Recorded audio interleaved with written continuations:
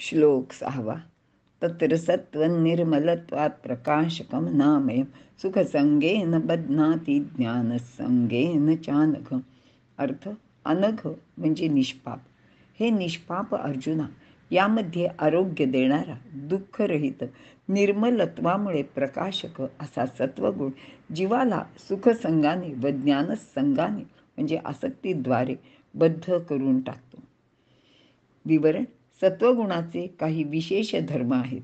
तो निर्मल, निर्दोष, प्रकाशक, मार्गदर्शक, अनामय म्हणजे निर्दोष, आरोग्य स्थापन करणारा किंवा आरोग्य देणारा, व्याधींना हरविणारा, सुख देणारा, इंद्रियांची सुस्थिती ठेवणारा, ज्ञान देणारा व बल वाढविणारा असा आहे.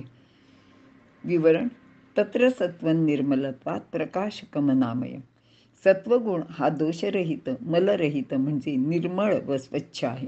त्यामुळेच तो परमात्म तत्वाचे ज्ञान मिळवण्यासाठी सहाय्यक ठरतो. प्रकाशक, प्रकाश करणारा आहे. प्रकर्षाने व्यक्त होणारा. अधिक काश म्हणजे म्हणजे प्रकर्षाने, काश म्हणजे व्यक्त होतो. तो प्रकर्षाने व्यक्त होतो तो. सत्व म्हणजे अस्तित्व. जे अस्तित्वात असते तेच व्यक्त होते. अव्यक्ताचे अस्तित्व आपल्याला कधी जाणवत नाही. सत्वगुण हा व्यक्त करणारा गुण आहे. सत्वगुणाची वृद्धी झाल्यावर इंद्रियात प्रकाश, चेतना आणि हलकेपणा म्हणजे जडत्व कमी होते. तामस गुणाचा इथे अभाव असतो, विशेषत्वाने जाणवतो. त्यामुळेच कोणताही विषय उत्तम प्रकारे समजून घेण्यात त्याची बुद्धी पूर्णपणे काम करते. कार्यात उत्साह राहतो. अनामयम: सत्वगुण रज व तम गुणापेक्षा विकाररहित असतो. असा विकार परमात्म प्राप्तीचे साठी सहाय्यक असतो. खरे तर अनामयम म्हणजे निर्विकार, पण संपूर्ण निर्विकार हे परमात्म्याचे स्वरूप आहे आणि ते तर गुणातीत आहे. सत्वगुण प्रकृतीचे कार्य आहे. ते संपूर्ण निर्विकार असत नाही, पण हा गुण परमार्थ प्राप्तीसाठी अत्यंत उपयुक्त असल्याने त्याला निर्विकार असे इथे म्हटलेले आहे. सुख संगेन बध्नाती ज्ञान संगेन चानघ. माणसाची जेव्हा सात्विक वृत्ती असते तेव्हा मनात कोणता विकार नसतो. त्यामुळे एक प्रकारचे सुख त्याला लाभते, शांती मिळते.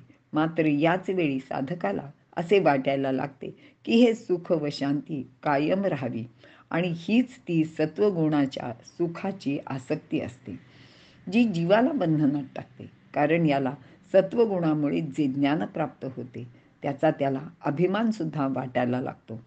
त्यातच जर कोणी त्याला ज्ञानी म्हणून गौरविले, सन्मानित केले तर तो त्या अल्पलाभाने सुद्धा आनंदित होतो आणि हा आनंद सतत राहावा अशी त्याचे मनात अभिलाषा उत्पन्न होऊ लागते. ही सुखाची, ज्ञानाची अभिलाषा त्याला बंधनात टाकते. म्हणून सत्वगुण हा सुद्धा परमात्म प्राप्तीचे आड येऊ शकतो असे तू समज, असे भगवंत अर्जुनाला सांगत आहेत. इथे आपण थांबूया.